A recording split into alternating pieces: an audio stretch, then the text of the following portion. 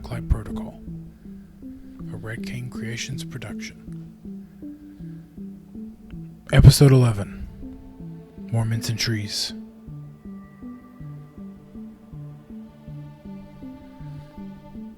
I can't believe I'm doing this. I can't believe I'm about to tell you this story. And I can't believe that I believe it. My name is Aaron, and I'm a professional photographer. I say professional, which technically I am because I do run a business and everything. It's become my full-time job, but only recently. I typically take pictures at weddings, graduations, things like that.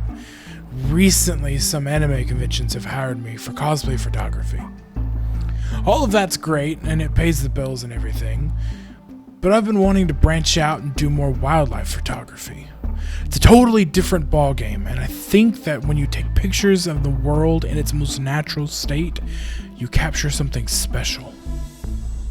So I've been going out on hikes, going out on walks, and I've been taking lots of pictures, practicing with some different ideas. One of the ideas that I had was I wanted to take some nighttime pictures. Something about being out and about at night is... At first I was pretty nervous. I would psych myself out thinking there was an axe murderer or a wild animal behind every tree. But if you spend enough time in the woods at night, you get used to it.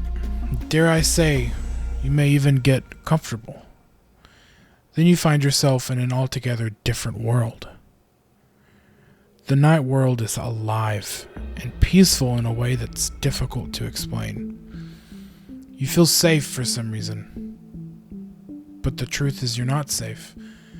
And after what I saw, I don't think I'll ever feel safe or comfortable outside at night ever again. What I experienced unnerved me deeply. So here's what happened. I live in Chatsworth, Georgia, and we don't have much, but we do have some mountains, and one of them is Fort Mountain. Now, this particular night, I decided to go up there and take some pictures. Now, long story short, I'm heading up there, got my camera, my bags, some other things like that, and there's probably 3 o'clock in the morning at this point, and as I'm going, I think I see something further ahead on the trail. I pause and I start listening. Footsteps. I hold my breath, trying to be as still and quiet as possible, because these footsteps, they aren't animal footsteps.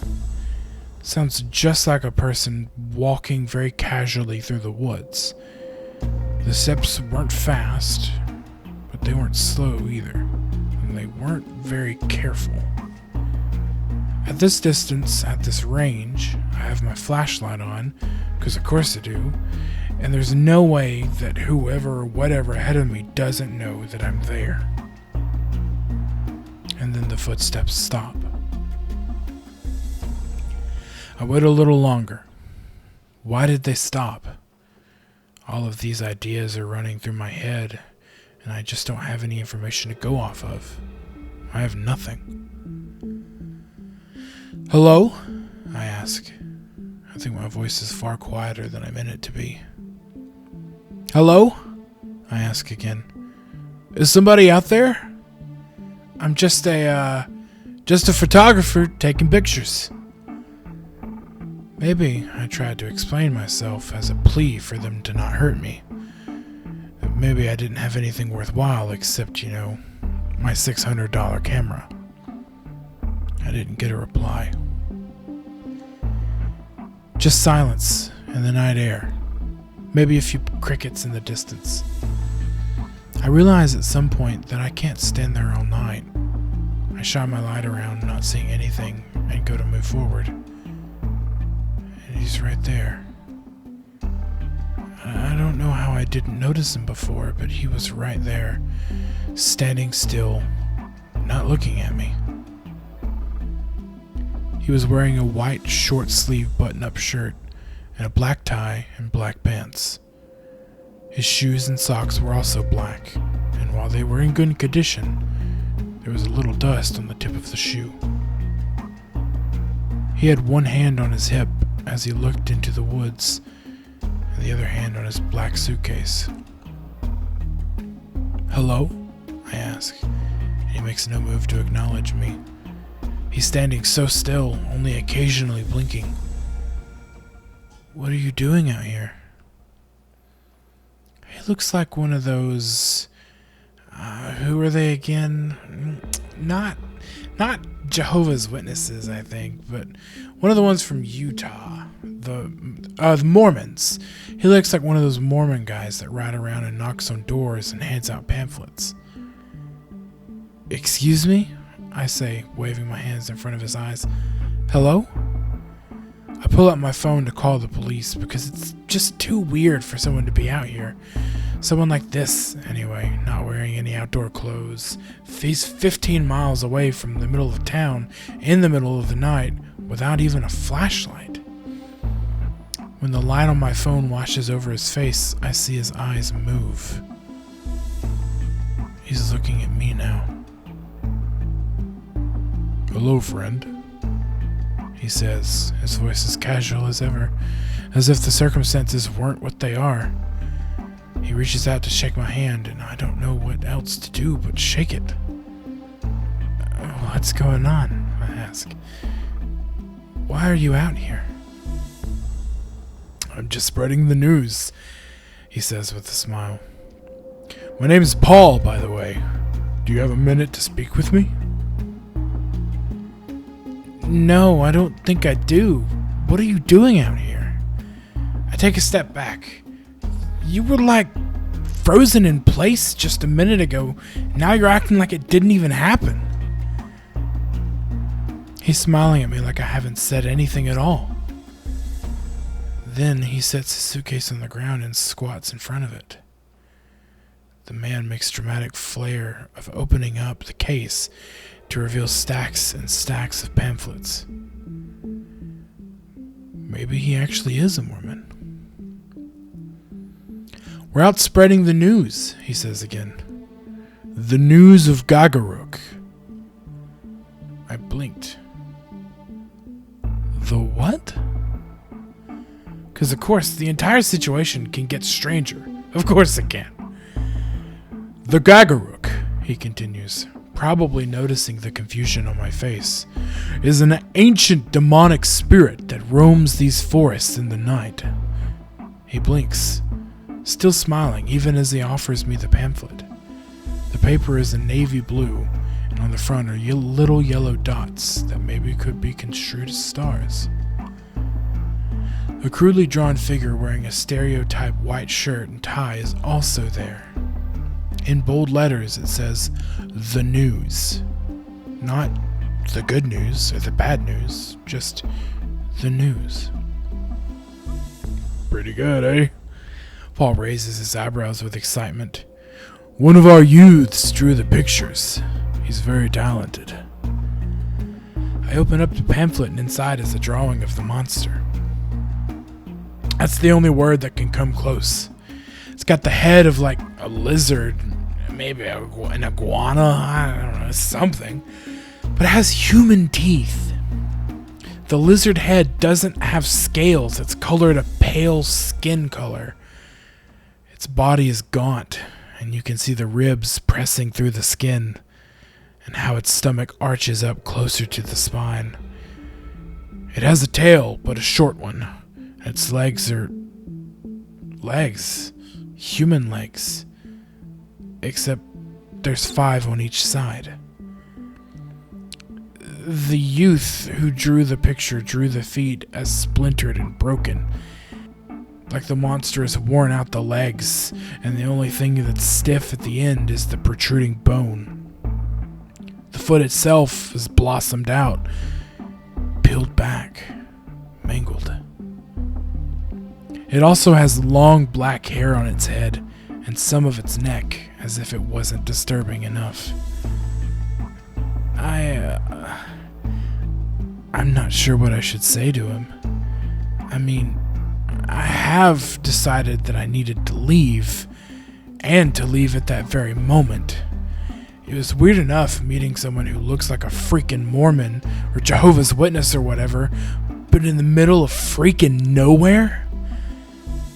What I didn't need was a child's drawing of Satan's dog in a church pamphlet.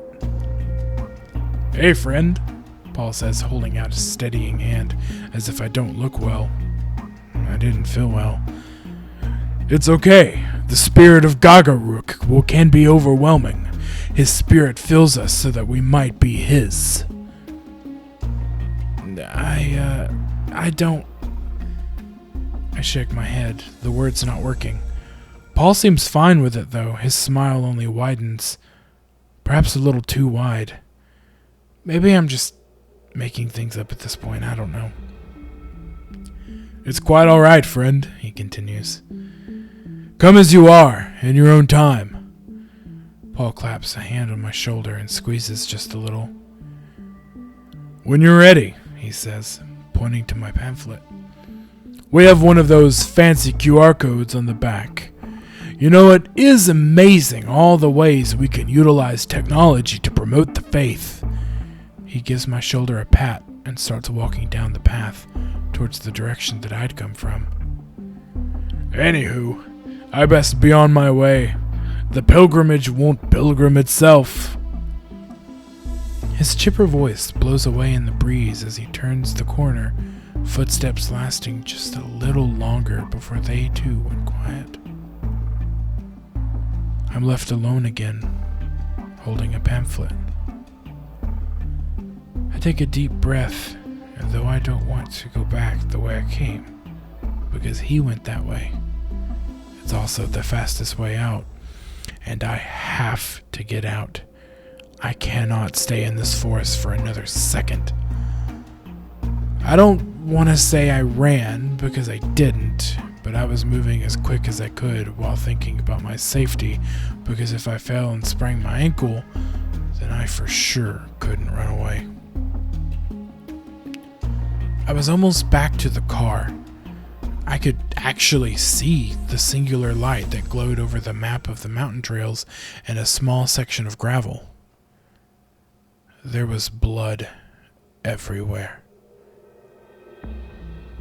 Imagine, if you will, and I'm not trying to over-exaggerate, I swear, but imagine that you took a large trash can, one of the big rubber ones. Imagine that you took one of those, filled it with blood, and poured it on top of a tree. Moonlight glistened within the thick red substance. It was still warm. So warm that the small steam trails wafted into the air from all around. His bag was next to me, on the side of the trail, as if he'd set it down. His leg was hanging from a branch, and I could see the ball joint of his femur bone protruding from the flesh. His torso was mangled, half of it intact, with one of the arms, and the rest of it looked like it had been chewed. Rib bones poked through the former white button-up. The arm that had been chewed was flat and ridged and missing all of the fingers. I didn't see his head anywhere, or much else of Paul. He was just there, spilled all over the tree. I didn't scream. I swallowed, gagged a little as I took in the smell, and then I ran. I sprinted as fast as I could toward my own car. I got to my car and I drove away, and I didn't stop driving until the morning. I didn't want to be home alone, and I didn't want to sit still. I didn't want to think, so I just drove. It's one of those things, you know, it has to be a dream, because it just has to be. I did call the cops, I did, but I didn't want to be connected to it. I made a simple call and told them that someone had died on the Pilati Trail, just by the parking area, and then I hung up. It happened too fast, you know? That's the part that I keep thinking about. I mean, well, I think about it a lot, but that's the one part I think that still makes me shiver. Paul couldn't have been gone that long. It was maybe, and I mean maybe, a 5-minute difference. And I never heard anything either. The blood was warm. I mean, if I had chosen to run out, like, down the hill, as soon as I saw Paul, I might have been the one to run into the Gagarook. I know it sounds insane, but animals don't do that. Animals can be cruel and vicious and savage, but they are not artists. They do not present things like this. Humans do, of course, but it was too fast and too quiet. The damage was too great. No human could have done it. There would have been evidence, footprints, tools, something. But there was nothing. One other thing before I go. I did call into the cops, and I know I could have, should have done more, but I called them, and even if for some reason they didn't get it, another hiker, another person, somebody would have seen the body and made the call. I mean, there's just no way it would have gone unnoticed. But I never saw anything in the news. I even went around to several gas stations looking at the newspapers. No obituaries, no nothing. I even checked the local police website just to see if I could find anything that related to what I'd seen, but there was nothing. I don't want to make a bold claim, but it seems to me like they covered it up. So yeah, there you go. That's the news. Thank you for listening.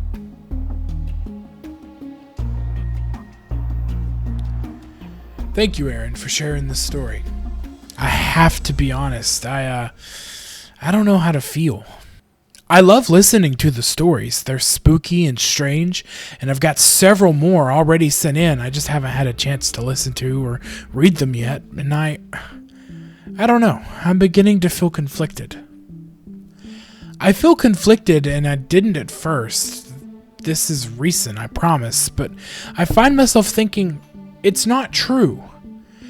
And I know that sounds really bad because it's my job to listen and be respectful and put this out there. But sometimes, and I think with this one especially, I'm just unconsciously thinking to myself, it's not true. It can't be true. I haven't been doing this podcast for very long. And even so, it's just a lot.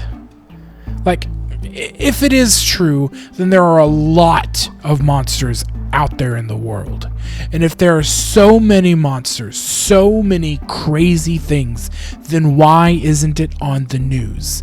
Why isn't the knowledge more widespread?